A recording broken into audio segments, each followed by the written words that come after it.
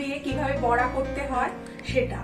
আজকে আমি তোমাদেরকে দেখাবো শাপলা দিয়ে একটা রেসিপি, কিভাবে করি সেটা দেখো। শাপলাগুলো থেকে প্রথমে ফুলগুলো কেটে আলাদা করে রাখছি। এবার শাপলাগুলোকে আমি কেটে নেব। শাপলাগুলোকে বটিতে কাটতে হয় না, হাতের মাধ্যমেই তোমার এরকম করে পিস করে নিয়ে হাতে টেনে নিয়েই ছাড়িয়ে নেওয়া যায়। এইভাবে ছাড়িয়ে আমি ছোট ছোট টুকরো করে নেব।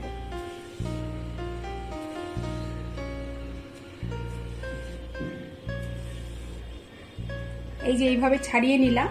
এবার সেটাকে আমি পিস করে নেব।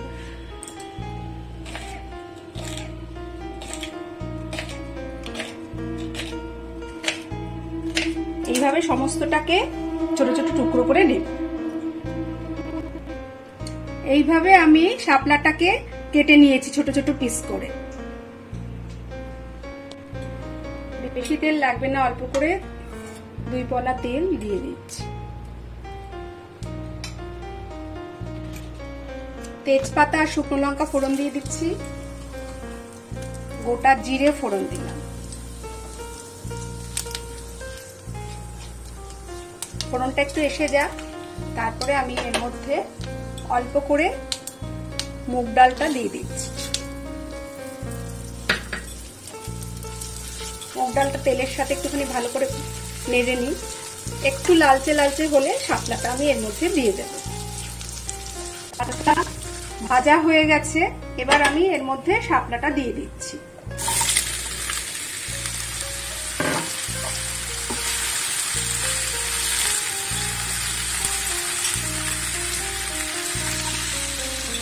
এর মধ্যে স্বাদ অনুযায়ী নুন দিয়ে দিলাম।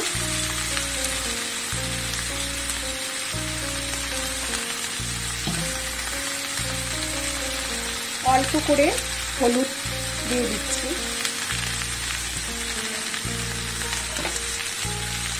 চেরা কাঁচা লঙ্কাটা দিয়ে দিলাম আর নারকেল কোড়াটাও দিয়ে দিচ্ছি।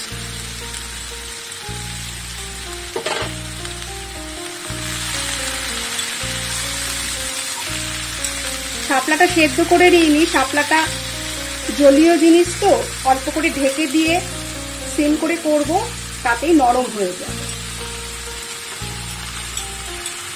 এবার এটা আমি ঢেকে দিচ্ছি।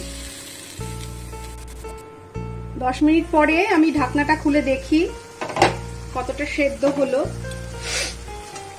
দেখো এটা পুরো নরমই হয়ে গেছে। এবার তখন আমি মিষ্টি দিইনি, যে যেরকম মিষ্টি খাও, মিষ্টি ছাড়াও করা যেতে পারে, তবে একটু মিষ্টি মিষ্টি হলে ঘন্ট তো, সেই হিসেবে অল্প একটু মিষ্টি দিয়ে দিচ্ছি।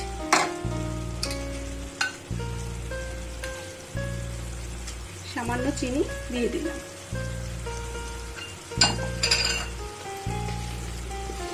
প্রায় হয়েই এসছে। এবার ভাজা জিরের গুঁড়ো উপর দিয়ে ছড়িয়ে দিচ্ছি। চিনিটা আর জিরের গুঁড়োটা মিশিয়ে দিচ্ছি। তৈরি হয়ে যাচ্ছে আজকে শাপলা ঘন্ট। মুগ ডাল দিয়ে কচু শাকের মতন করে তৈরি করলাম।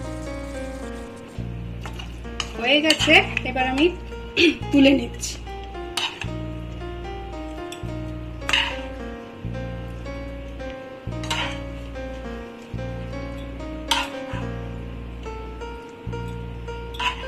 এবার আমি উপর দিয়ে একটুখানি নারকেল কোড়া ছড়িয়ে দিচ্ছি।